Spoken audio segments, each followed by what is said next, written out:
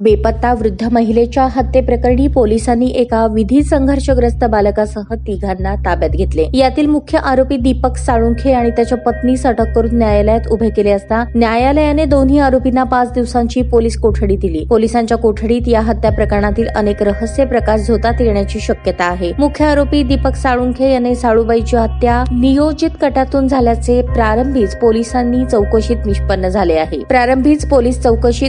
झाले आहे। याबाबत मिळालेली अधिक माहिती अशी, कस्तुरबा मार्केटमध्ये भाजी विक्री करून आपला चरितार्थ चालवणारी सुमारे 60 वर्षीय साळूबाई वाघमोडे ही 25 जुलै रोजी बेपत्ता झाल्याची तक्रार तिचा मुलगा अशोक नामदेव वाघमोडे याने जेलरोड पोलीस ठाण्यात दाखल केली। या बेपत्ता महिलेच्या शोधासाठी पोलिसांनी मार्केटच्या आसपासचे सीसीटीव्ही फुटेज तपासले। त्या आधारे पोलिसांना क्ल्यू सापडला। 13 नाका रिक्षा स्टॉप जवळ साळूबाई घराकडे जाण्यासाठी ज्या रिक्षात बसली त्या रिक्षाचा MH13 CT 5482 हा क्रमांक मिळाल्यावर त्या अंगाने पोलिसांनी तपास कार्याला गती दिली। त्यात एक विधी संघर्ष बालक आणि दीपक साळुंखे दोघेही राहणार जयमल्हार चौक बाळे पोलिसांच्या कचाट्यात सापडले। उभयंतांची कसून चौकशी करता पोलिसांना जे सत्य कथन केले त्यात दीपक साळुंखे याने असं काही करायचं हे अगोदरच निश्चित केलं होतं असं दिसतं। विधी संघर्षग्रस्त बालकाने प्रारंभी दिलेल्या जबाबानुसार दीपक साळुंखे याने आज दुपारी आल्यावर एक भाडे आहे, लवकर गॅस भरून ये असे त्यास सांगितले होते। हा विधी संघर्षग्रस्त बालक रिक्षा चालवत होता। ते बाळीवेस मधला मारुती, कोंतम चौक, कन्ना चौक, राजेंद्र चौक मार्गे गुडलक बार पर्यंत आणि इथून शांती चौक मार्गे अक्कलकोट रोडने रिक्षा दामटली। रिक्षा मल्लिकार्जुन नगर ओव्हरब्रिजवर असताना त्या महिलेचा हाताने गळा दाबला। यावेळी दीपक साळुंखे यांनी त्याच्या हातात पांढरे ग्लोव्ज घातले होते। यावरून ही हत्या दीपकचा नियोजित कट होता हे स्पष्टपणे पुढे आले। दीपक साळुंखे याने साळूबाईचा हाताने गळा दाबल्यानंतर ती ओरडू लागली। यावेळी दीपकने तिच्या जवळचा स्कार्फ घेऊन तिच्या तोंडात कोंबून आवाज बंद केला। त्यानंतर निर्मनुष्य ठिकाणी त्या मृत महिलेचे दागिने काढून घेतले। तत्पूर्वी तिची मक्याच्या कणसांची पिशवी स्मशानभूमीच्या बाजूला फेकण्यात आली। तिथून प्रवास सुरू झाला साळूबाईच्या प्रेताची विल्हेवाट लावण्याचा। या थरारक हत्या प्रकरणात वापरलेल्या रिक्षाचं स्टेअरिंग दीपकने त्याच्या हाती घेतलं। मुळेगाव रोडवरील एका घरगुती गॅस पॉइंटच्या ठिकाणी रिक्षात गॅस भरून रिक्षा सोलापूर पुणे रोडने सावळेश्वर टोल नाका पास करून पुढे आल्यानंतर सीना नदीच्या पुलावर थांबवली। यावेळी दीपकने रिक्षात असलेल्या त्या वयस्कर अनोळखी बाईचे मृतदेह